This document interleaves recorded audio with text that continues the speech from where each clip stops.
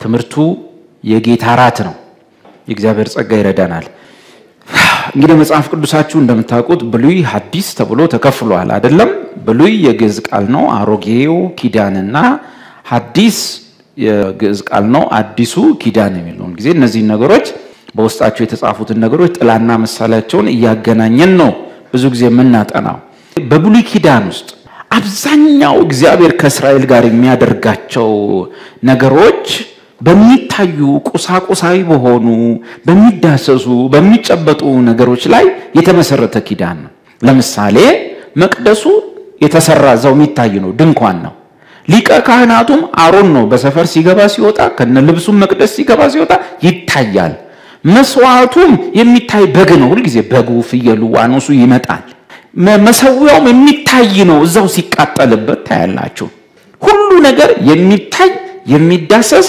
የሚጨበጥ ነው አዲስ ኪዳን እጅግ አድርጎ የመንፈስ አገልግሎት ስለሆነ በአምልኮም ጉዳይ ይሁን በመስዋዕት አቀራረብ ጉዳይ ይሁን እግዚአብሔርንም ከማምለክ አንፃር ከሌሎችም ነገሮች አንፃር በጣም በሚዳሰስ ነገር በሚጨበጥ ነገር የተሰጡን ብዙ ወጎችና ስርዓቶች የሉም ለምሳሌ በአዲስ ኪዳን በእጅ የተሰራች መቅደስ የለችንም ዕብራውያን መጽሐፍ የት ነው ያለችው በሰማይ በጌታ የተዘጋጀች ሊቀ ካህናት እዚህ መሐላችን የሚታይ ሊቀ ካህናት እንዳሮን የለንም እሱ በመካከላችን የማይታይ ሊቀ ካህናት ሆኖ ነው ያለው በላይኛይቱ ድንኳን ደግሞ ስለኛ ይታይ ዘንድ የገባ በሰማይ ያለችው ድንኳን አገልጋይ ነው የአዲስ ኪዳን በግ ቅዱስ ካህን የጽድቅ ንጉሥ የዓለም መድህን የእውነተኛይቱ ድንኳን አገልጋይ ቅዱስ ካህን አለን በላይ በሰማይ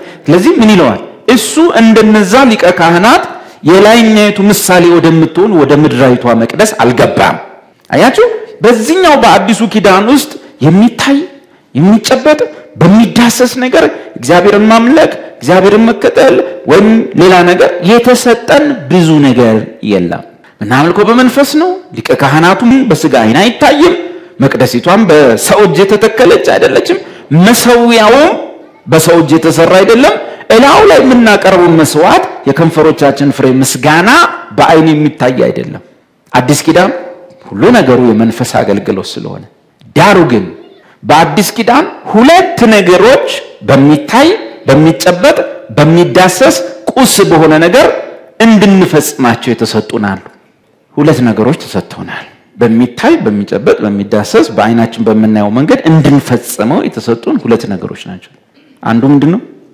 የውሃ ጥምቀት ሲባል ብዙ አይነት አለ አይደል ብዙ አይነት ጥምቀት አለ ብዙ አይነት ስላለ ማለት ነው ሞት ጥምቀት ነው የእሳት ጥምቀት አለ በማያምኑ ላይ ወደፊት የሚፈጸም ኢየሱስ ሲመጣ የሚፈጽመው በእሳት የሚያጠምቃቸው አሉ በነጭ ዙፋን ላይ ይቀመጣል ሁሉንም ወደ እሳት ባህር ይጥላል እሱ የእሳት ጥምቀት ይባላል የውሃ ጥምቀት አለ የመንፈስ ቅዱስ ጥምቀት አለ አማኞችን ስንዴውን በጎተራ ይከተዋል ይሄ የመንፈስ ቅዱስ ጥምቀት ነው ከክርስቶስ አካል ጋር አንድ እንሆን ዘንድ የገባንበት አንደኛ ቆሮንቶስ 12 የማያምኑትን ወይም ደግሞ ገለባውን ግን በእሳት ያቃጥለዋል ስለዚህ ያው ተናግሯል ዮሐንስ አጥማቂው በመንፈስ ቅዱስ እና በእሳት ያጠምቃቸዋል እንዴት አርጎ ሲባል ስንዴውን በጎተራ ይከታል የመንፈስ ቅዱስ ጥምቀት አንደኛ ቆሮንቶስ 12 ቁጥር 12 አንድ አካል እንሆን ዘንድ በመንፈስ ቅዱስ ተጠምቀናል ሚጠመቁ ደግሞ አሉ ሁሉ ጊዜ እሳት ጥሩ ነገር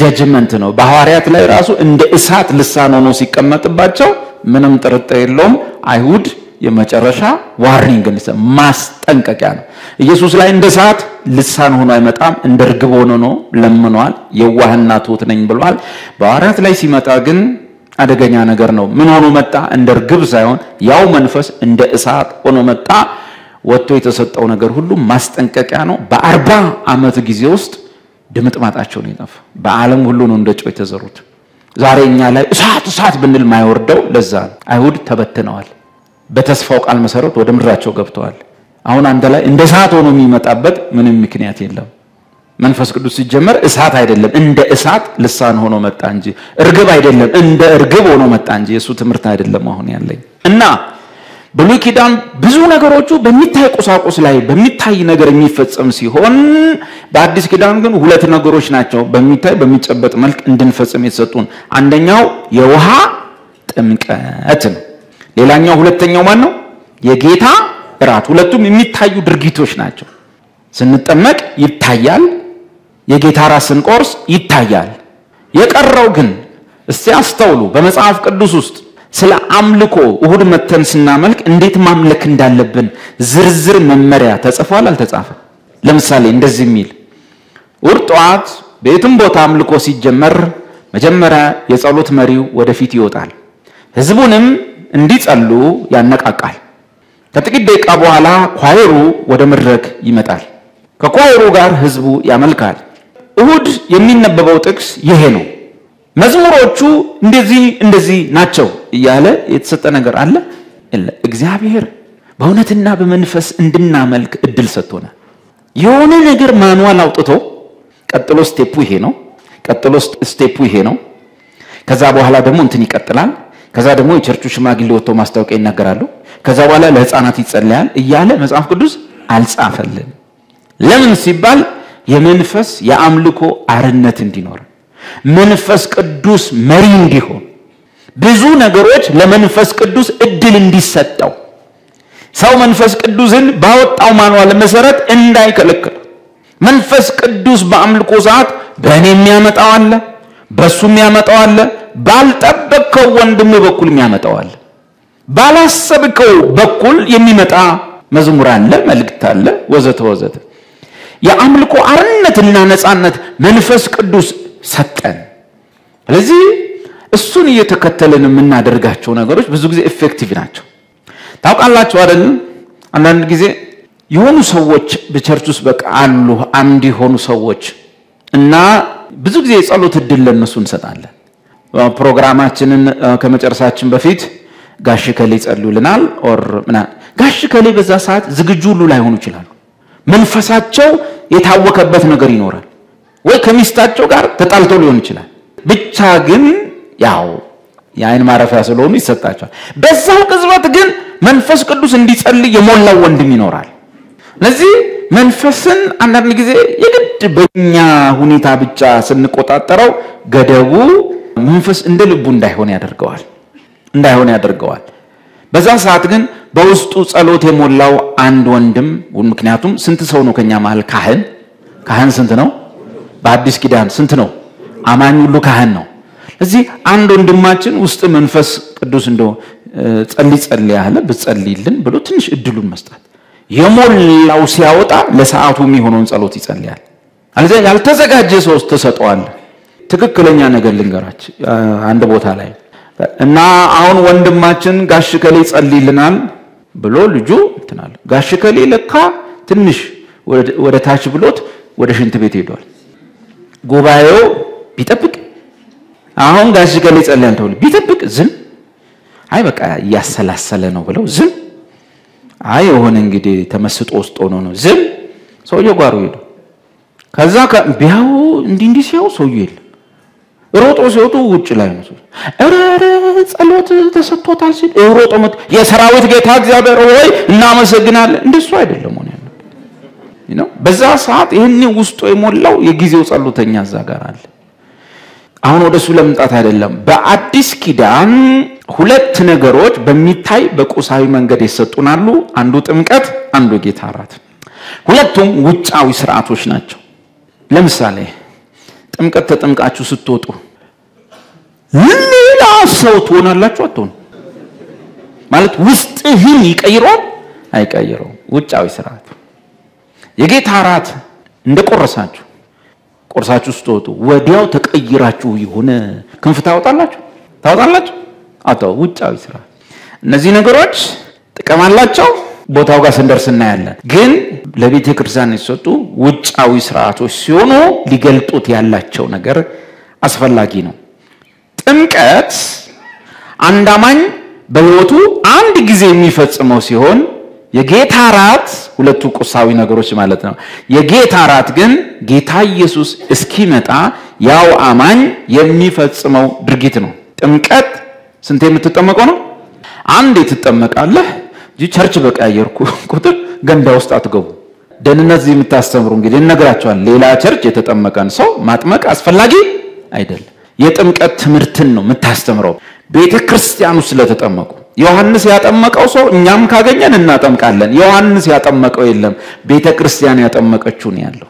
በቃ ተጠምቋል ባለበት። ግን ወንድማችን ለምን እንደተጠመቀ አያውቅም። ምናልባት ትድናለህ ብለው ይሆናል ያጠመቁት፣ ጥምቀት የሚያድን መስሎት፣ ወይ ሆነ ነገር ታገኝበታለህ ብለዋል፣ ወይ ደግሞ እንዲሁ ዝም ብሎ አቻኩለው ይሆናል ያጠመቁት።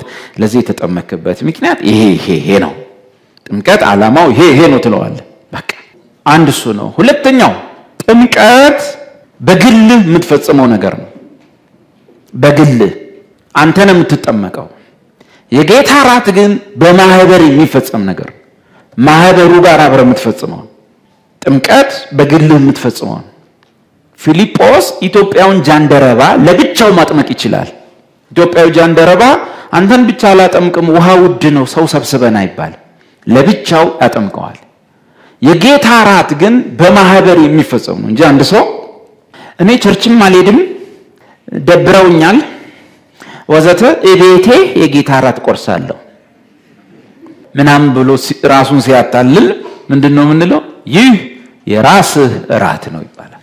ጳውሎስ ነው ያለው ይህ የራሳችሁ ራት ነው ማለት መጽሐፍ ቅዱሱን ያልተከተለ የጌታ ራት የራሳችሁ ራት ይባላል። እና መብላት ትችላላችሁ፣ ግን የጌታ ራት አይደለም። የማን ራት ነው? የራሳችሁ ራት። ቡና ቁርስ ነው የበላው፣ የጌታ ራት አይደለም። ለምን ስንማር እናያለን። ወደ ስያሜው እንግባ። የጌታ ራት የተሰየመባቸውን ስያሜዎች እንደምታውቁት እንግዲህ እዚህ ቤት ውስጥ ከቸርቾች ተውሰን ወይንም ከቸርቾች ኮርጀን አንማርም። ከካቶሊክ ኮርጀን አንማርም።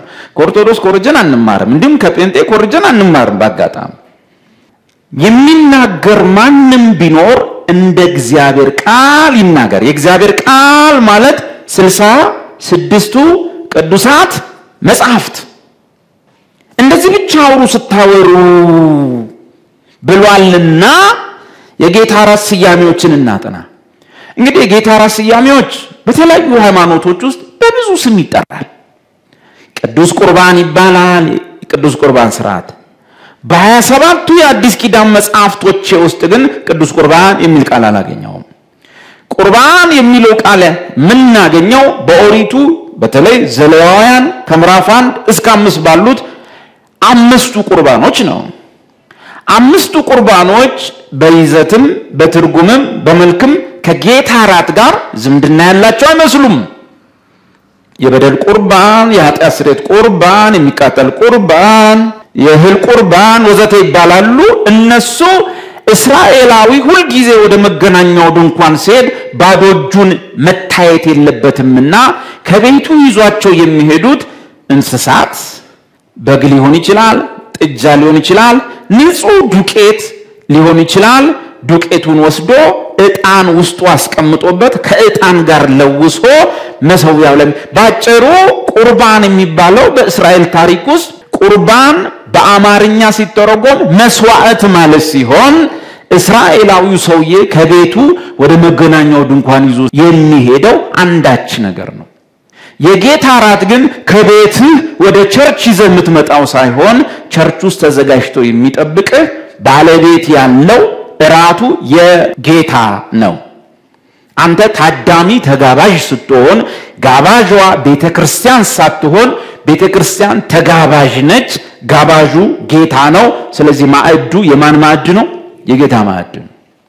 ቁርባን የሚል ቃል እኔ ለጌታ ራት የተሰጠበትን የመጽሐፍ ቅዱስ ክፍል አላገኘሁም ስለሌለ። ሌሎቹ ብዙ ስያሜ ይሰጡታል። የተቀደሰ ስብሰባ፣ የተቀደሰ ማህበር። ግን ለጌታ ራት ብቻ አይደለም የተቀደሰ ማህበር የሚሰበሰበው። 4 አይነት የተቀደሰ ማህበር ስላለውም ስብሰባ ስላለ የጋራ መሰብሰብ ስላለ ሐዋርያት ሥራ ምዕራፍ 2 ቁጥር 41 ላይ ምን ይላል? አውጣውና 4ቱን የቤተ ክርስቲያን ጉባኤዎች እና እነዚህ የተቀደሱ ጉባኤዎች ናቸው። መጽሐፍ ቅዱስ እንደሚናገር ቃሉንም የተቀበሉ ተጠመቁ።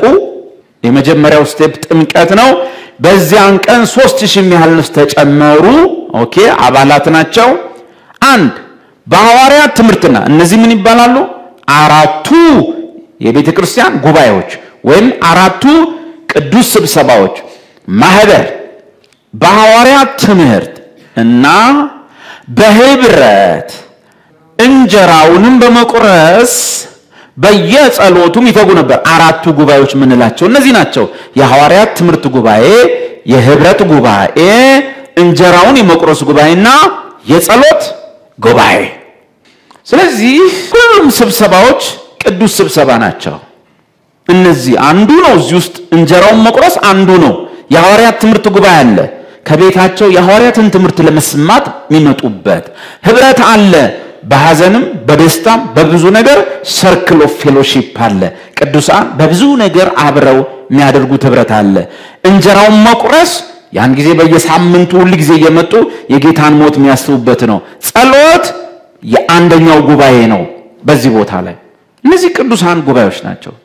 እነዚህ ስያሜዎቹን ከካቶሊክም ማንወስድም ከኦርቶዶክስ ማንወስድም ከሆነ አካልም ማንወስድም። አንድ መጽሐፍ አስታውሳለሁ ህትመት ቤት ከገባ በኋላ ሰውየው ሲያሳየን ረቂቁን ሲያሳየን ቅዱስ ቁርባን ብሎ ነው ያስገባው። ከየት ጋር አገኘው አልኩት። ቅዱስ ቁርባን የሚለውን አውጣና ከእንግሊዘኛ መጽሐፍ ተርጉሞ ነው የጻፈውና እንግሊዘኛው ላይ ምን ይላል አልኩት። ዘ ሎርድስ ሰፐር ይላል። የጌታ ራት ነው የሚለው። ታዲያ ለምን ቁርባን አልኩ። አየ የጌታ ራት ሲለው ብዙ ሰው እንትን አይለውም ክብደት የሆነ መንፈሳዊ ነገሮችን በግሪክኛ ስጠራቸው ደስ ይላል። ወን መንፈሳዊ ታረጋቸዋል ወይ በዕብራይስጥ ሽማግሌ ከምትል ኤጲስቆጶስ ስትለው ይለያል። በአማርኛ ኮስታ መጣው ሽማግሌ ማለት ነው። ገብቷል። በሲሪያ ከሄደ ደግሞ ቄስ ከሌ ስትል በአማርኛ ምን ማለት ነው? ቄስ ማለት ሽማግሌ ማለት ነው። ግን ሽማግሌ በቀለ ከመባል ቄስ በቀለ ስትባል የሆነ በሲሪያ ቋንቋ ስትጠራው ደስ ይላል። ልክ እንዲሁ መጽሐፉ ላይ ያሉ ስሞች ያሉ ግን ሞር መንፈሳዊ እንዲመስል የሆነ ልዩ ነገር እንዲመስል የቅዱስ ቁርባን ስንለው የሆነ ነገር ይከብደዋል። ግን ቃሉ የለም ለማለት ነው። እንግዲህ እዚህ ቤት ውስጥ ብዙ ጊዜ የምናወራው በተጻፈው ራሱ ብናወራ በቂ ነው የሚል በተጻፈው ራሱ ብንጠራው በቂ ነው። አንዳንድ ነገሮች መጽሐፍ ቅዱስ ውስጥ ያሉ እየመሰሉን ይመጣሉ ሲቆዩ እና የሆነ ልዩ ሰው የማይገባው ልዩ ረቂቅ ሚስጥር የሆነ ስውር ነገር እናደርገዋለን። እኔ በነበርኩበት እምነት እንደዛ ነገር ሁሉ ደግሞ ቃለ በግልጽ ይሄ ነገር እንዲህ ነው አልተባለም። ለዚህ ሰው እስካሁን ድረስ ስውር ሆኖበት እየኖረ ነው። ጌታ በአደባባይ የሰጠውን እኛ በስውር እናደርገዋለን ወዘተ። ስሞቹን በመጽሐፍ ቅዱሴ ውስጥ ያገኘኋቸውን የጌታን ራት ስሞች እናጥና። አንደኛ ጴጥሮስ 4 የሚናገር ማንም ቢኖር ቸርች ውስጥ ምናወራው ነገር በሙሉ ማለት እንደ እግዚአብሔር ቃል እንደ ተጻፈው እንናገር፣ እንልመደው፣ እንለማመደው። ባር ንግግር ወይም የተቆረጁ ቃላት እንኳን ገብተው ቸርች ውስጥ እግር ይተክላሉ። የመጽሐፉን ቃል ብንናገረው አይሻልምን? ለዚህ የሚናገር እንደ እግዚአብሔር ቃል ነው። ቆሮንቶስ መጽሐፍ ላይ ጳውሎስ ምን አለ? አንደኛ ቆሮንቶስ 4 ከተጻፈው አትለፍ። በቃ ስታወራ እንደ ተጻፈው። ሶስት ስያሜዎች አሉት። አንዱ ማን ነው? እንጀራውን መቁረስ። ሁለተኛው የጌታ ራት። ሶስተኛው የጌታ ማዕድ። እንጀራውን መቁረስ አንዱ ስያሜው ባለቤት አለው። እንጀራ መቁረስ ሳይሆን እንጀራውን መቁረስ። በዛ ምሽት ተነስቶ የሰጠውን ነገር የአማርኛው መጽሐፍ ቅዱሳችን ቂጣውን እንጀራ ብለውታል፣ እንጀራውን መቁረስ ብለውታል። ግን ነገርየው የጤፍ እንጀራ አይደለም። አይሁድ በዘመኑ ያደርጉት የነበረው እርሾ የሌለበት ስስ ቂጣ ነው። ሐዋርያት ሥራ ምዕራፍ 2 ቁጥር 42 አውጣው። አንዱ ስያሜው ይሄ ነው። በሐዋርያትም ትምህርትና የመጀመሪያው ጉባኤ ይሄ ነው። የትኛውም ከዚህ በኋላ ያሉት ህብረት፣ እንጀራውን መቁረስ፣ ጸሎት የሚባሉት ሶስቱ ጉባኤዎች የሚመሰረቱት በመጀመሪያው ጉባኤ ነው። ምን? የሐዋርያት ትምህርት the doctrine of apostles በነሱ ትምህርት ዶክትሪን ላይ ተመስርቶ ነው ሁሉም ነገር የሚፈጸመው። ህብረቱም፣ እንጀራ መቁረሱም፣ ጸሎቱም። ስለዚህ የሚቀድመው የትኛው ጉባኤ ነው? የሐዋርያት ትምህርት ጉባኤ። ቤተክርስቲያን ለምን ዛሬ ምስቅልቅሏ ወጣ?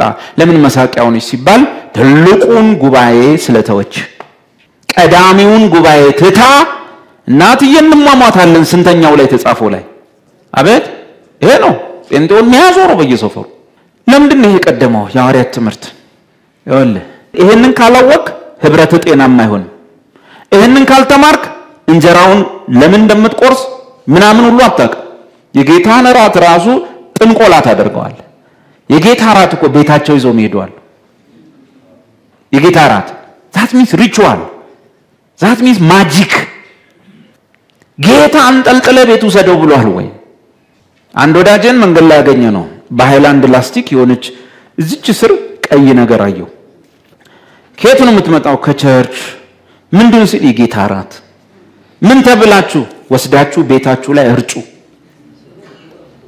ተብለን that means የጌታ ራት አይደለም መተት ነው እኔ ድሮ ማቀው የኛን ሰፈር ሰዎች ይሄን ወስደ እርጭ ይሄን በጠዋት ወስደ ድፋ የሚሉት እነሱ ናቸው በአዲስ ኪዳን የትኛው ማዋሪያ የሆነ ነገር ያርግ እቺን ወስደ በጠዋት እርጭ አላለ የጌታ ራትን የሚያክል ነገር ወስዳችሁ ሱቃችሁ ላይ እንትናችሁ ላይ አርከፍክፉ የሚል ትምህርት አላማው ራሱ እሱ አይደለም ግን ምንድነው የመጣንበት ባክግራውንድ አያቶቻችንም ምናምኖቻችንም እቺን ወስደሽ ድፊ እቺን ወስደሽ ቀበሪ እቺን ወስደሽ ቁምሳጥን ውስጥ ቁጭ አድርጊ የሚል ስለሆነ በጌታ ከሆንም በኋላ በኢየሱስ ስም ጥንቆላ ይቀጥላል ስለዚህ ሁሉ ጊዜ ክርስትና ህይወታችን ውስጥ ጥያቄ ነው ጽድት ያለ ንጽት ያለ ክርስትና ውስጥ አንኖርም ቅልል ያለ ምንም አትፈራበት ክርስትና ውስጥ አትኖርም በሰቀቀን በፍርሃት በመደናገጥ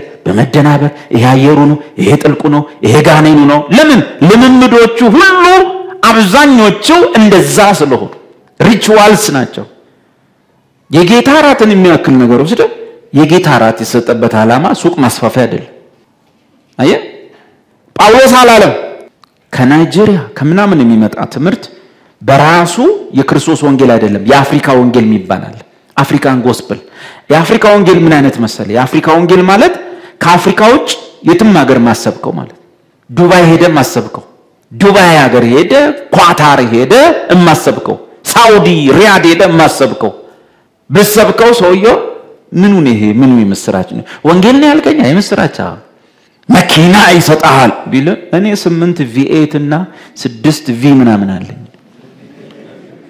እግዚአብሔር እንዲላል በሰራልሃለሁ ስንት ይሁንልህ ግራውንድ ስንት ይሁንልህ ግራውንድ ሁለት ስትለሱ ግራውንድ 3 ላያቴ ሰራሁላት ግራውንድ 5 ለሚስቴ ሰራሁላት ግራውንድ ምንትስ ብሎ ይነግራል የአፍሪካ ወንጌል እንደ አይነት ሀገር ላይ ስትሄድ ማንንም አሜንም አይለው አፍሪካን ጎስፕል ይባላል ዳለ ያው ይተጋገዛልና ከናይጄሪያ ማን ተቀበለው የኢትዮጵያ ቤተክርስቲያኖች ተቀበሉት የአፍሪካን ጎስፕል ስለዚህ በአፍሪካ ጎስፕል ኖት የጳውሎስ ወንጌል የጳውሎስ ወንጌል ጳውሎስ አቆም ጴጥሮስ አቆም አብዛኛው እየተጣጣፈን ያለነው ባስመጣነው በአፍሪካ ጎስፕል ነው አፍሪካን ጎስፕል አንዱ ጥሩ ሰባኪ ያለ ናይጄሪያ ላይና ካናዳ ሄድኩኛል አገሩ ላይ እሱ ገና መስበክ ሲጀምር ሰው ይቆማል ሁሉም ነው የሚቆም አሜን ሁሉም ሰው ይቆማል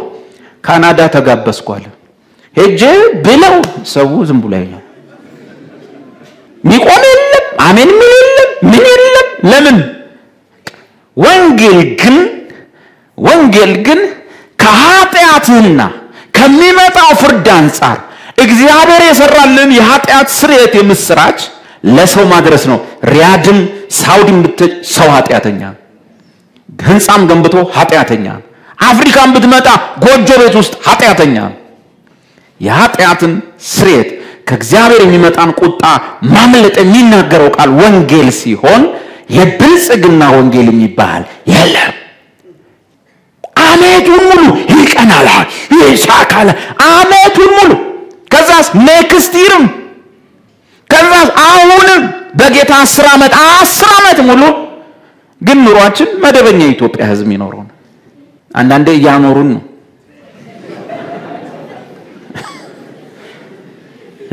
ስንት ሞልቃቃ አለኮ እየነዳ በዚህ ያልፋል አይደለም እኛም በ41 ቁጥር ወደ ቤት እንገባለን ከዛ ሲያቀተን ወደ ሌላ ሙከራ እንገባለን አንዴ ጀምረ ነው ከአፍሪካ የመጣ ነገር መተት አብሮት አያጣም የከተማውን ሀብት አወርሳለሁ ትራንስፈር አድርጌዋለሁ የዚህን ከተማ ሀብት ከተማይቱን ያዙ ባለጠጎች የነሱን ትራንስፈር አረኩልን የለም ባንክ ህግ አለው በህጉ ነው የሚሰራው ሰውየው ትራንስፈር ካላረገልህ በቀር እኔ ተጫዋች ምንድነው ሲባል ሰላቢ መንፈስ ይባላል ሰላቢ ማለት የሰውን ሀብት ወደ ሰው አምጣምጣ ይሉታል እሱ ጌታ መጣል አንዱን ቀምቶ ለአንዱ ይሰጣል እሱ ክርስትና ነው እንዴ ክርስትና ነው አቤት አይደለም ሰላቢ ነው ድብ ያረጋ እዚህ በኢየሱስ ስም ይቀርባል ወደዚህ ነው የመጀመሪያው ስያሜ ማን ነው እንጀራውን መቁረስ ጥቅሶቹን እንይ በሐዋርያትም ትምህርትና በህብረት ምን እንጀራውን በመቁረስ እግረ መንገድ አንድ ነገር ይዩ እግረ መንገድ በሐዋርያት ትምህርት በህብረት እንጀራውን በመቁረስ በየጸሎቱ ምን ይሉ ነበር ይተጉ ነበር መትጋት ምንድን አንድ ሰው ይተጋ ነበር ምን እንጀራውን በመቁረስ ይተጋ ነበር እንጀራውን በመቁረስ ይተጋ ነበር ስንል መትጋት ምንድነው አንድ ሰው ለምሳሌ በአመት አንድ ቀን ቢጸልይ በጸሎት እየተጋ ነው አይደል ነው ሌላው ደግሞ በምግብ ላይ ጸሎት ብቻ የሚኖር ብዙ ቅዱሳን አሉ የምግብ ሰዓት ብቻ እግዚአብሔርን እናመሰግናለን ብሎ ከዛው ውጪ ኢንጆይ ማድረግ ማለት በአምልኮ በወርሺፕ ቸርች ውስጥ በሚደረጉ ጸሎቶች እግዚአብሔርን ኢንጆይ ማድረግ ባይዞ ኢንጆይ ማድረግ በጣም ነው ያለምልማል ደስታ ይሰጣል ጤንነትን ይጠብቃል የደም ዝውውርህን ያስተካክላል አጥንትን ያጸናል እድሜን ያለመልማል እንዲቆርፍድ ብሎ መኖር ጥሩ አይደለም ማለት ኢንጆይ ማድረግ ጌታን ኢንጆይ ማድረግ ጸሎት ሌላ ነገር አይደለም እግዚአብሔርን ኢንጆይ ማድረግ በርሱ መደሰት እንጂ ሁሌ ማለትም አይደለም እግረ መንገድ እኝኝን እንላለን እኛም ግን ምንገባው ደስ ለመሰኘት በራሱ ልደሰት ገባለው በዛው ብዙ ችግሮች አሉ ይቀርባሉ ግን አንድ ሰው በአመት አንድ ጊዜ ቢጸልይ ተጋ ይባላል አይደል አንድ ሰው በአመት አንድ ጊዜ ቸርች ቢመጣ ቸርች በመምጣት ይተጋል ይባላል አይባል መትጋት ምን ያሳያል አቤት ቶሎ ነገር አይደል ስለዚህ እንጀራውን በመቁረስ ምን ይሉ ነበር ይተጉ ነበር ሲል በአመት አንዴ ሊሆን አይችልም መቼ ነው ሊሆን የሚችለው እናያለን በአመት አንድ ጊዜ ሊሆን አይችልም እግረ መንገድ ነው ይተጉ ነበር ወሳኝ እግዚአብሔር ረድቶን እግዚአብሔር ፈቅዶ እኛ የጌታ ራትን የጀመርነው የዛሬ 20 አመት ገደማን 21 አመት ይሆናል አሁን ባሳማኝ ምክንያትና ጉባኤውን ማጥራት ስላለብን እግዚአብሔርም ያጠራ ስለሆነ ከዛ የተነሳ ለተወሰነ ጊዜ አቁመናል አንደኛ ሰው ግር ብሎ መጣ የጌታ ራትን ትምህርት ድሮ አሁን ማስተምረውን ማለት ነው ያኔ ቁጭ ብለው የተማሩ ወንድሞችና እህቶች ገብቷቸው ነበር ያደረጉ ያሉት ምንም ያልተማረ ሰው ከተለያየ ቦታ መጣ ከዚያስ እንደነበረበት ቤተክርስቲያን እምነት መቁረስ ጀመረ አንዳንዱ ያጸድቀኛል ብሎ አንዳንዱ ለጤና ጥሩ ነው ብሎ ይፈውሳል ብሎ እንደየመጣበት አንዳንዱ እሳት ነው ብሎ ያምናል አንዳንዱ የሆነ ነገር ብሎ ያምናልና ዝብርቅርቅ ያለ ነገር የትምህርት ችግር አንዳንዶቹ ስለ ስላሴ ስናወራ እኔ እኮ ግን ኢየሱስ ራሱ ነው አብ የሚል ሰማን ስላሴን ማያምን ጉድ መሐላችን ነበር ማለት ነው ሾልኮ ይገባዋሉ ማለት ነው ወር መማር ያልፈለጉ አሉ ማለት ነው አንዳንዱ መጽሐፍ ቅዱስ ጥቅስ ጠቅሰን 6-7 ጥቅስ ጠቅሼ እዚህ ያሳየሁት በዚህ ዘመን ሐዋርያት የሚባሉ የሉም ሐዋርያት መስፈረታቸው ይሆና ምዕራፍ እንደዚህ ቁጥር እንደዚህ ይስል እኔ ግን ሳስበው በሚል እምነት ሐዋርያት አሉ ብሎ የሚያምን ሰው አብሮ ጌታ ራት ከኛ ጋር ይቆርሳል ጴጥሮስና ሐዋርያው በቀለ አንድ ናቸው ብሎ የሚያምን ሰው እንዴት ከኛ ጋር ይቆርሳል ቢያንስ እንኳን ብትለያቸው አየ ጴጥሮስ ሐዋርያነት ስልጣን ያለው ሐዋርያነት ነው ስልጣን ያለው ሐዋርያ አሁንም የለም ይሄ ግን ያው ለሞራሉ ይሄ ግን ያው መቼስ ሁሉም ሰው ፓስተር ተብሏልና ምናምን ይያልክ ብትጨምርበት ችግር የለም እኛም እንደዛው ነው ያው ይባሉ ብለን ነው የተቀበልናቸው ስልጣን ያላቸው ሐዋርያት ግን የመጨረሻው ሐዋርያ ዮሐንስ ከሞተ በኋላ ዮሐንስም በእጅ መጫን አልሾመም ሐዋርያትም በመጫን ስልጣን ያለው ሐዋርያነት ለማንም አልሰጡም የማይተላለፍ ስልጣን ስለሆነ እንደዚህ አይነት ዘመን ያመጣውን ድፍረትና ብልጣብልጥነት ይዞ መጥቶ ከኛ ጋር ሊቆም ማለት ክርስትና ሊሞክር የሚሞክር አይደለም ተደላርሎ ያለቀ ነው በዛ የተደላደለ መሰረት ላይ እያወቅ እየበሰልክ እየተማማርን እንሄዳለን እንጂ ሙከራ የለም። ምናልባት ይኖር ይሆን እንዴ እኔም ልሞክር እንዴ አይባል። መጽሐፍ ቅዱስ አልቋል ሲል አልቋል ነው፣ ቀጥሏል ሲል ቀጥሏል ብትሉም ስለሌለ እንዲህ አይነት ነገሮች ብዙ ነገሮች። ስለዚህ መትጋት ግን መጽሐፍ ቅዱስ ሌላም ጥቅስ እንጨምር። እንጀራውን መቁረስ የሚለው ላይ እዚህ ላይ ባልጽፈውም ሐዋርያት ሥራ ምዕራፍ 20 ቁጥር 7 ላይ ምን ይላል? 20 ቁጥር 7 ከሳምንቱም በመጀመሪያ ቀን ይሄም ይጠቅመናል እግረ መንገድ። መቼ ነው ቀኑ? ከሳምንቱ በመጀመሪያው ቀን። የሳምንቱ የመጀመሪያው ቀን በመጽሐፍ ቅዱስ ውስጥ ማን ነው? እሁድ። እሁድ በእኛ በመጽሐፍ ቅዱስ ውስጥ ከሳምንቱ በመጀመሪያው ቀን በግዕዝ አሃዱ እሁድ፣ አሃዱ እሁድ፣ አሃዱ አንድ። ከሳምንቱ መጀመሪያው ቀን ወይም እሁድ እንጀራ ለመቁረስ ተሰብስበን ሳለን። ለምን ብቻ ነው የተሰበሰቡት? አቤት ቃል ሊካፈሉ ነው አይደለም? ከቤት የመጡት የተሰበሰቡት ለምንድን ነው?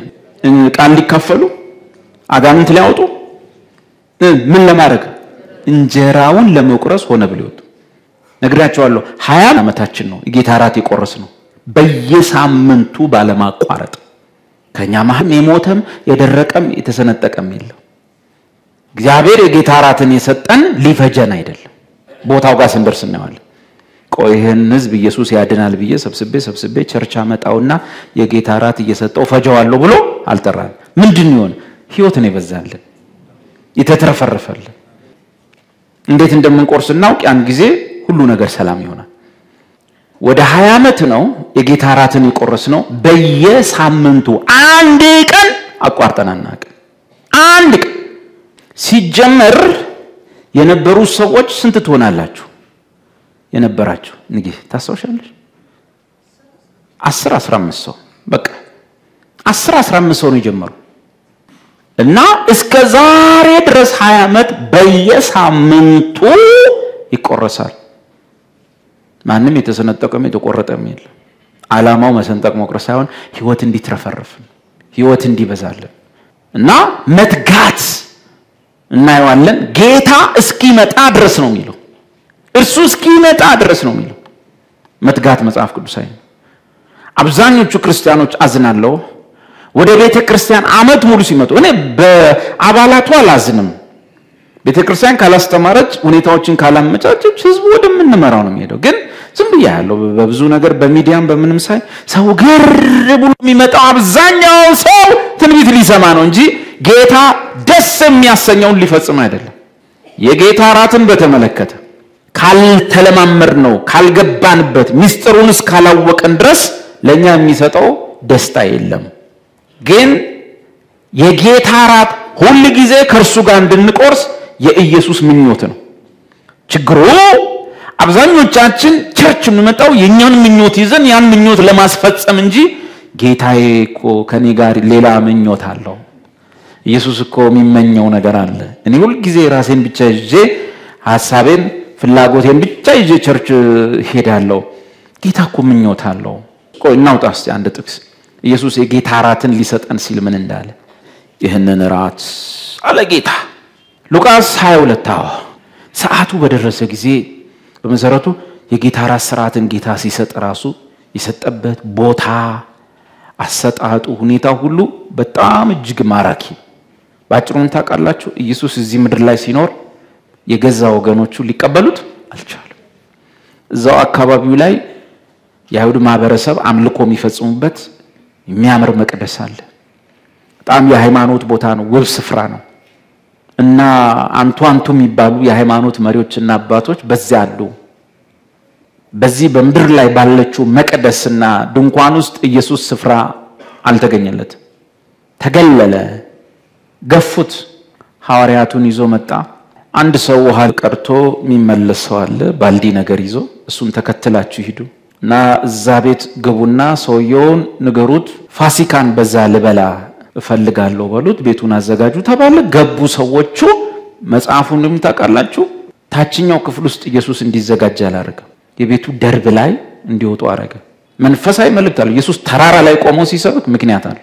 ሐዋርያቱን ይዞ እዛ ሰውዬ ቤት ደርብ ያለበት ቤት ሄዶ ከፍ ያለ ቦታ ላይ ወጥቶ ነው ጌታ ራቱን የሚሰጣቸው ፋሲካው የሚበላው በዚያ ቦታ ላይ ሆኖ ከጠላቸው ዓለም ስፍራ ካልሰጠቸው ዓለም መቅደስ ብለው ከያዙት ውብ ስፍራ ራሱን አግልሎ መጽሐፍ እንደሚል እኛም ከርሱ ጋር አብረን መከራውን እየተቀበልን ከሃይማኖት ሰፈር ውጭ እንውጣ ዕብራውያን መጽሐፍ ነው የሚል መከራውን እየተቀበል ስለዚህ ከምድር ከፍ ብሎ ከሃይማኖቱ ዓለም ሰፈር ርቆ ውብ ሆነ መንፈስ ዓለም ውስጥ ከዛ እርሱን ከጠላው ዓለም ርቆ ምንም ግርግር የለም ከነሱም ጋር ምንም አያስፈልግም ወጥቶ ጻፊው በብራም መጽሐፍ እንደጻፈ እሱ ከነሱ በር ውጭ ወጥቶ መከራ እንደተቀበለ እኛም ከርሱ ጋር አብረን መከራው እንድንቀበል ከሱ ጋር ወደ ሰፈሩ ውጭ አብረን እንወጣለን ኢየሱስ በዚያ ከፍ ባለ ስፍራ ከምድር ከፍ ባለ ስፍራ ከዚህ ዓለም ስርዓት ከፍ ባለ ስፍራ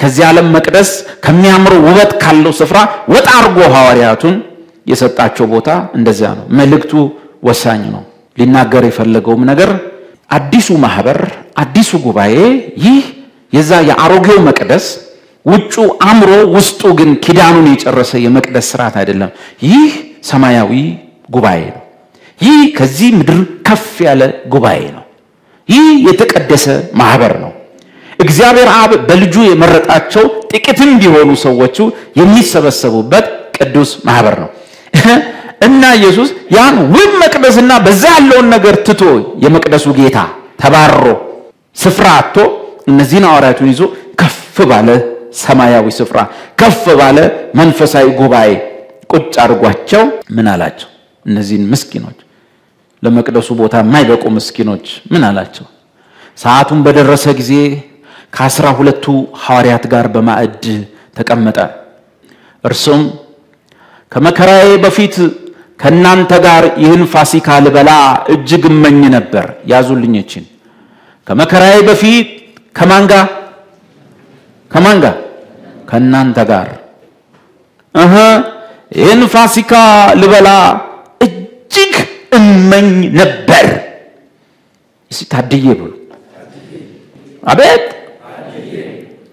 ማን ነው የሚመኘው እኛ ሐዋርያቱ ቀኑ ሙሉ ጣጣ የላቸውም ከሱ ጋር አብሮ ስለመብላት ፋሲካውን አብሮ ስለመብላት ከበፊትም ጀምሮ ሐሳቡም ፕሮግራሙም ብዙ ጉጉቱም ምኞቱ ኖርማል ነው በዓሉ ይመጣል ይከበራል ይሄድ ምናምን ነገር ግን ማን እጅግ ይመኛል ጌታ ኢየሱስ እጅግ ይመኛል ከማን ጋር ከኔ ጋር ከኛ ጋር ሁሉ ጊዜ በርሱ ማዕድ ዙሪያ ሆነን እንድንበላ የማን ምኞት ነው አያችሁ መሰላችሁ ብዙ ጊዜ በቤተ ክርስቲያን ውስጥ የኛን ምኞት ነው መንፈስ የጉባኤው ምኞት ነው የሚፈልገው ህዝብ ደግሞ እንደዚህ አድርጌ ካላስኩት ነገ ይሄዳል ብለን ስለምናስብ ምኞቱን ነው ምናሟላለት የማህበሩ ራስ የሆነው ጌታ ሆይ አንተ ምንድነው ምኞት ጠራህን ሐሳብ ፍላጎት ምኞት ምንድነው ደስ እንድናሰኝ ፈቃድህ እንድንፈጽም አንለም ምንድነው ጌታ ሆይ ወይ አማቱ ምኞት ይዘን ነው እንመጣው ከዛ ሰውየው እንዲላል ምኞታችንን ይዘን መጣል ምኞታችንን ያስተናግዳል እንዳልኳችሁ የማከካ አገልግሎት የሆነ ወይ ኑሮ ወይ ችግር ወይ ሆነ ሰው ወይ ሆነ ሰይጣን ወይ ሆነ ነገር አሳክኮ ይለቀናል እንመጣና እናሳክካለን እግዚአብሔር ሰው ከክል ከዛ ያክልን ሳጋ አሜን ነገም ከነጎዲያም እንደዚህ አንድ ጊዜ እስቲ የቤቱ ራስ ሆይ የክብር ጌታ ኢየሱስ የአካሉ ራስ ሆይ አንተ ብዙ ምኞት አለህኛ ስሰበስብ አንደኛ ቆሮንቶስ 1:9 ወደ ልጁ ወደ ኢየሱስ ክርስቶስ ህብረት የጠራችሁ እግዚአብሔር የታመነ ነው ይላል ለምን ጠራን እና መጽሐፉም ይላል እነ ጴጥሮስ ቀን ዝም ብለው ሲከራከሩ ይላሉ እኔ ነኝ የምበልጠው እሱ ነኝ የምበልጠው እኔ ነኝ እንደዚህ ነው እርስ በርሳቸው 12 ቀን ዝም ብለው ኢየሱስ ግን እንዲያያቸው ከነርሱ ጋር ሊበላ ይመኝ ነበር ናፍቆቱ ምኞቱ ከነርሱ ጋር በማዕድ መቀመጥ ነው የፋሲካውን መታሰቢያ ከነርሱ ጋር የሚቆርስባትን ያችን ምሽት ኢየሱስ ለወራት በምኞት በጉጉት ይጠብቃል እነሱስ በቃ አንተ አንጫጫውት የሆነ ቦታ ሂጅ ተነሳ ምንም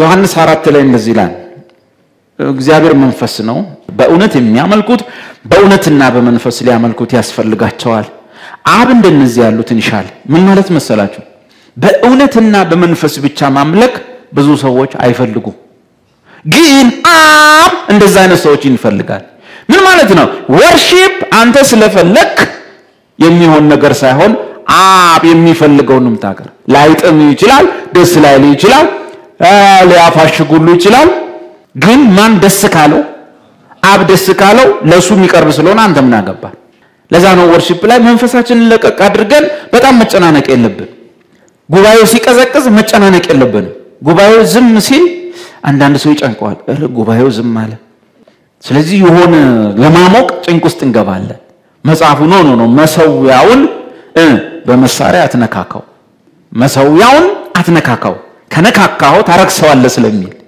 እግዚአብሔር በመንፈስና በእውነት የሚያመልኩትን እነርሱን ይፈልጋል ማለት ሰዎቹ ላይ ጥማቸው ይችላል አይፈልጉት ይችላል እሱ በሚፈልገው ቃል እውነትና በዛ ቃል እውነት ላይ በመንፈስ ማምለክ ሰዎች ላይ ጥማቸው ይችላል ነገር ግን አብ ከፈለገው ምንም ማድረግ ልክ እንደዚህ ሁሉ በቸርች ውስጥ የኛ ምኞት ምንድነው የኛ ምኞት ብዙ ነው አለ የጸሎት ቀን እንምጣ ጸሎት ቀን ላይ የጸሎት ቀን መቼስ መተን ወርሺፕ የለም ዋንኛው ነገር ለአምልኮ መጣበሳው ችግራችንን ጥያቄያችንን እኔም እናንተም ሁላችንም እናቀርበት ግን አምልኮ ብሎ ሰው መጥቶ እና ደግሞ ሁሉ ጊዜ አመቱን ባሉ ጉባኤዎች ሁሉ ተመሳሳይ ጉባኤ እንደዚህ ትሆናለህ ብቻ ጌታ ሆይ ምን ትፈልጋለህ አይባል ጌታ ሆይ ምን እንዳደርግ ትወዳለህ አይባል ጌታ ሆይ ግን ምንድነው ምኞታ ማጣብ ቸርች ነው አልከን ምን ፈልገህ ነው አይባልም አንዱ ጌታ በማህበር ውስጥ የሚፈልገው ነገር ከብዙ ጊዜ ጀምሮ እርሱም ከመከራይ በፊት ከናንተ ጋር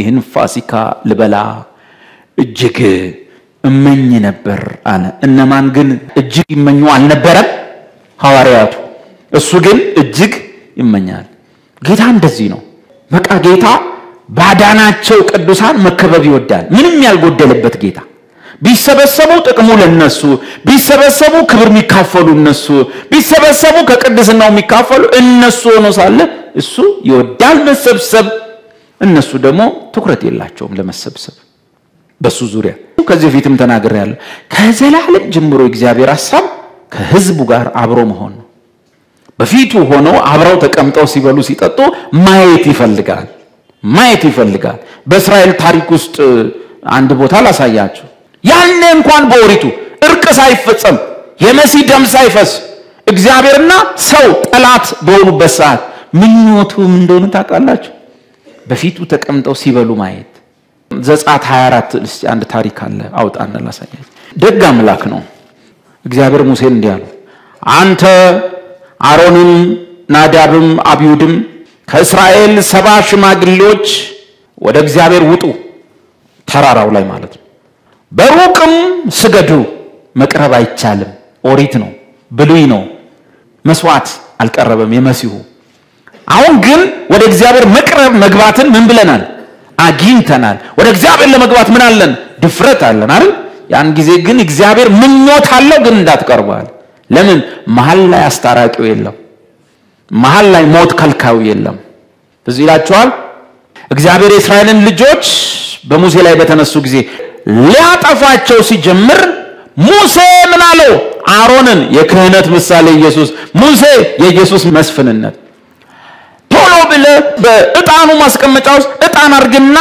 በሞትና በሕይወት መካከል ማለት እግዚአብሔር ህዝቡን እየጨረገደው ነው በዙሪያው ሰው እየሞተ ነው ሮጠ ገባል ሊቀ ካህናት አሮን ማለት ጌታችን ኢየሱስ የአዲሱ ካህን ያንን ማጠኛ ዛት ሚንስ ኢየሱስ ምኑን አቀር ስለናንተ የተወደደ የማዛ ሽታ እግዚአብሔር እንዲህ እንዳያረገን ማለት ነው ክብር ለሱ ይሁን እና ያንን ማጠኛ ዛት ሚንስ የኢየሱስን ሕይወት ኑሮ ይዞ በሙታንና በሞቱትና በሕያዋን መካከል ቆመ አሮንን አልፎ ሞት መሄድ አልቻለ ህዝቡ ተረፈ እግዚአብሔር በአሮን ማጠኛውስ ማንን አየው ክርስቶስን አየው ሲያየው መቅሰፍቱ ተከለከለ በዚህ በኩል የሞተ ህዝብ በዚህ በኩል ሕያዋን ዲፈረንስ ምንም የላቸውም ማን ነው ልዩነቱን ያመጣው መሐል ላይ ቆመው ሊቀ ካህን ምን ይዞ የክርስቶስን ሕይወት ይዞ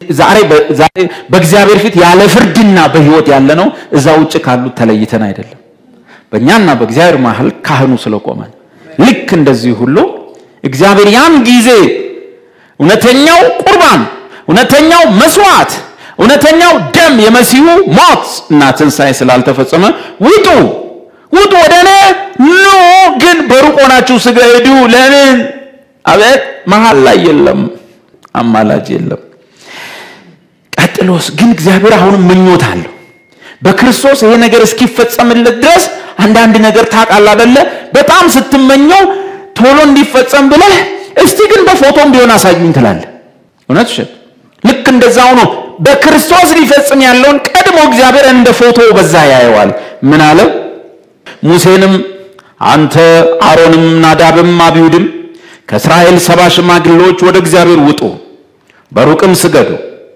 ሙሴ ብቻውን ወደ እግዚአብሔር ይቅረብ ይገባቸዋል መልእክቱ ማን ብቻ ነው መቅረብ የሚችለው ነው መስፍኑ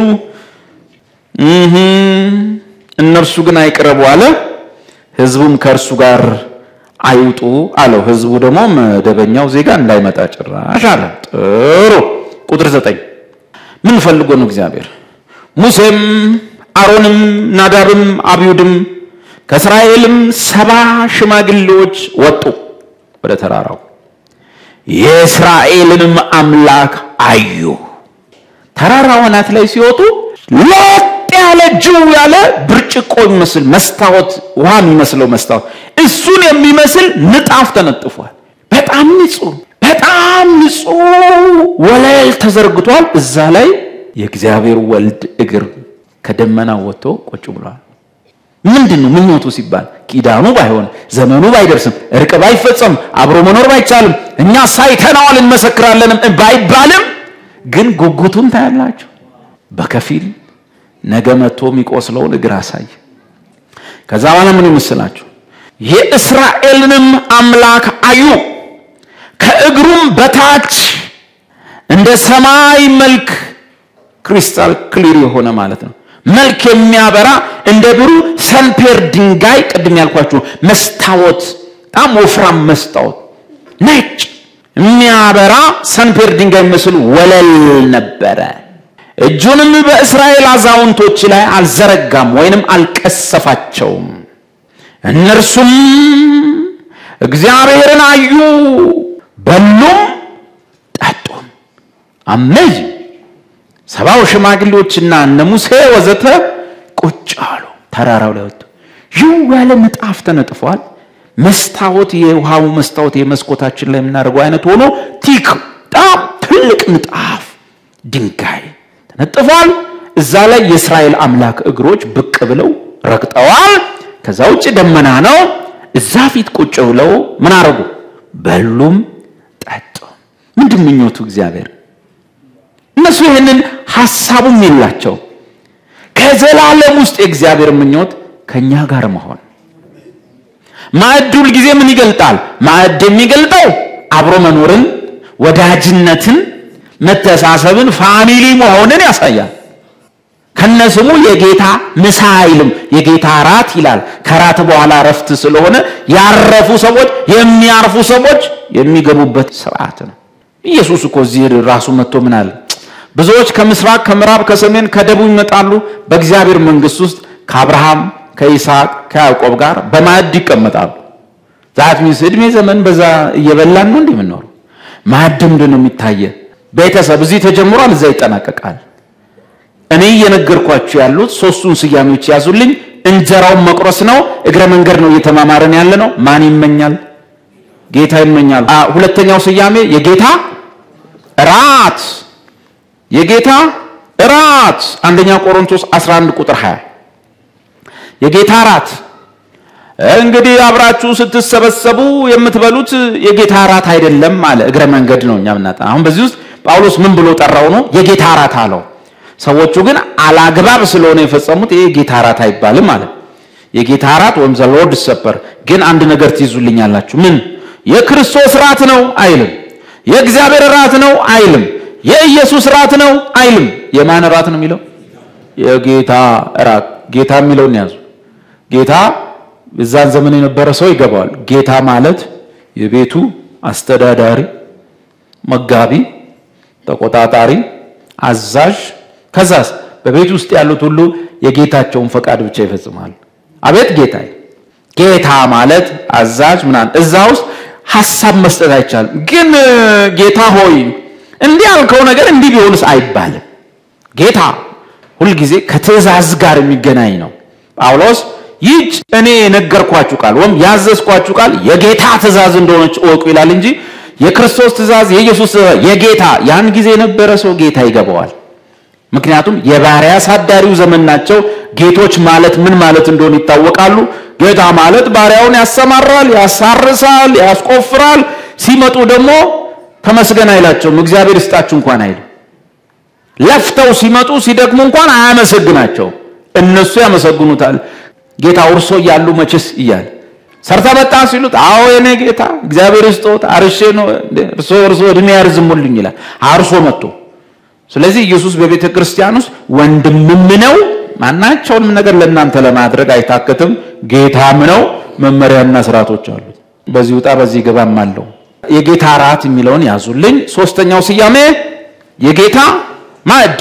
አሁንም ማዕድ ነው፣ ጠረጴዛ ማለት ነው። ማዕድ ማለት the Lord's table የሚባለው በእኛ ምንድነው? የጌታ ማዕድ። የጌታን ጽዋና የአጋንንትን ጽዋ ልትጠጡ አትችሉም ከጌታ ማዕድ። ማዕድ ምንድነው? በዚያ አካባቢ ቋንቋ ገበታ፣ የምግብ ገበታ። እዛ ላይ የሚቀርበው በሙሉ ባለቤት አለው። ስለዚህ ምን ይላል? ከጌታ ማዕድና ከአጋንንት ማዕድ ወይም ገበታ ልትካፈሉ አትችሉም ይላቸዋል። ሰዎች መመሪያ ስለሆነ ነው። በሁለቱም ውስጥ ጌታ የሚል ቃል ጳውሎስ ተጠቅሟል። ይሄ ወሳኝ ነው። ምክንያቱም ይሄንን ጳውሎስ ሁለት ቦታ ነው የጠቀሰው። ማለት የጌታ ማዕድ ብሎ ምዕራፍ 10 ላይ፣ የጌታ ራት ብሎ በኋላ ላይ ሲል ጳውሎስ ለዚህ ነገር ትኩረት እንድንሰጥ ፈልጓል። የጌታ ነው፣ የጌታ ማዕድ ነው። እዚህ ስታዩ ዲያቆኑን ተፍተፍ ያለው ጠረጴዛውን ያዘጋጁት ዲያቆናት ናቸው። ጠረጴዛው ግን የቸርች ጠረጴዛ ሳይሆን የጌታ ጠረጴዛ ነው። የጌታ ማዕድ ነው። አሁን ያ የጌታ ራት የምንለው እዚህ ላይ ስለሌለው ለጊዜው ፑልፊት ነው። ልክ ግን መጥቶ ጽዋው ሲቀመጥ ይሄ የማን ገበታ ነው? የጌታ ገበታ፣ የጌታ ማዕድ ነው የተዘጋጀው። the Lord's table ነው። ስለዚህ ሶስት ስያሜዎች አሉት። እንጀራውን መቁረስ፣ ሁለተኛው የጌታ ራት፣ ያው በቀደም ነው የጌታ ማዕድ፣ የጌታ ራት።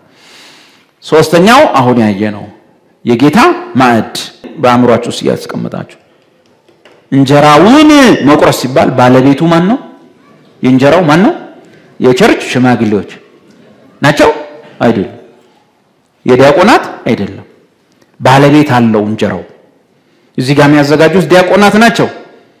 ግን ቡና ቁርስ ይመስል መፈትፈት የለም። የማን እንጀራ ነው? የጌታ እንጀራ ነው። ቀጥሎሳ የጌታ ራት ስንል የእራቱ ባለቤት ማን ነው? አቤት ጌታ ነው። ለምን ራት ተባለ? ራት የተባለው ምናልባት አንዳንድ ሰው ምሽት ላይ ስለቆረሱ ብቻ ሊያገናኘው ይችላል። ግን የጌታ ራት እየተባልን እኛ ምን ቆርሰው ጠዋት ነው። ለምን የጌታ ቁርስ አንለው? አቤት ለምን የጌታ ራት ሁሉ ጊዜ ከበሉ በኋላ ምን ያለው ህይወት እረፍት ነው ያለው። ስራ አይደለም ያለው፣ ልፋት አይደለም፣ እረፍት ነው። ስለዚህ በዚህ ነገር የሚካፈሉ ሰዎች ሁሉ የምኑ ተካፋዮች ናቸው? የእረፍቱ ተካፋዮች ናቸው። ሁሉ መጽሐፉ ራት ላይ ይላል። በበጉ ሰርግ ራት፣ ለበጉ ሰርግ ራት የተጠሩ ብፁዓን ናቸው። የበጉ ሰርግ ራት ስንል እዛ ሰማይ ይመሻል አይመሽም? ይጨልማል? ኧረ አይመሽም ወገኖች።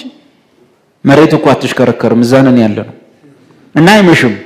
ታዲያ ለምን የበጉ ሰርግ ራት ተባለ? ከራት በኋላ ከበጉ ሰርግ ራት በኋላ ከክርስቶስ ጋር በዛ መኖር ከጀመርን በኋላ ለቅሶ የለም፣ ስጋት የለም፣ ሐዘን የለም፣ ጩኸት የለም፣ ጦርነት የለም፣ እልቂት የለም፣ መውደም የለም፣ መፍረስ የለም፣ ዘግናኝ ዜና የለም። የበጉ ሰርግ ራት በኋላ ምንድን ያለው? የዘላለም ደስታ፣ የዘላለም እረፍት ነው ያለው። ታንክ ዩ ፋዘር Thank you Jesus. Thank you Lord. የጌታ የኢየሱስ አባት ዛሬ ከማለዳ ጀምሮ በየስፍራው ስለነበረን ጊዜ እናመሰግናለን። በክርስቶስ በኩል ወደ አንተ እምነት ላላቸውና ደግሞም ልጅህን ኢየሱስ ክርስቶስን ለሚወዱት በሙሉ አሁን ቃልህንም አብረው ሲያጠኑ ለነበሩት በሙሉ እግዚአብሔር ከቸርነት ከምሕረት ከጸጋ ለኔም ለነርሱም እንድታደርግልን እንድታበዛልን ልጅህንም እንድታበዛልን መንፈሳዊውን ነገርም እንድታበዛልን እግዚአብሔር ሆይ የሚታየው ሁሉ ከማይታየው ነውና ይህ የሚታየው ሁሉ በማይታይ ቃልህ ተሰርቷልና እግዚአብሔር ሆይ የሚታየው ነገር በህይወታችን ላይ እንዲከሰት በማይታየው ቃልህ ሙላን። ቃሌ መንፈስ ነው ስለዚህ ህይወት ነው ብለሃል። ይሄ የማይታይ መንፈስ የሆነው ቃልህ በቅዱሳን ህይወት ላይ የሚታይ ነገር ስለሚያበቅል አመሰግናለሁ። የሚዳሰሰው ነገር ስለሚበቅል አውቃለሁ፣ አምናለሁ፣ አመሰግናለሁ። እግዚአብሔር ሆይ እንኳን ሌላው ነገር ምህረትህ እንኳን ለወደደ ለሮጥ አይደለም ከምትምር ካንተ ነው። እግዚአብሔር ሆይ በቃል አርፈዋልና እግዚአብሔር በክርስቶስ ኢየሱስ ቃል በገባው በረከት ሁሉ ቅዱሳንህን ጎብኝ።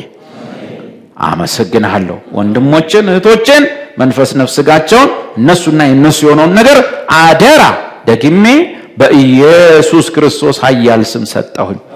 ደሞ ፍጻሜውና ክብሩ ምስጋናው ላንተ ይሁን። በኢየሱስ ስም ተመስገን። አሜን። ደህና ደሩ።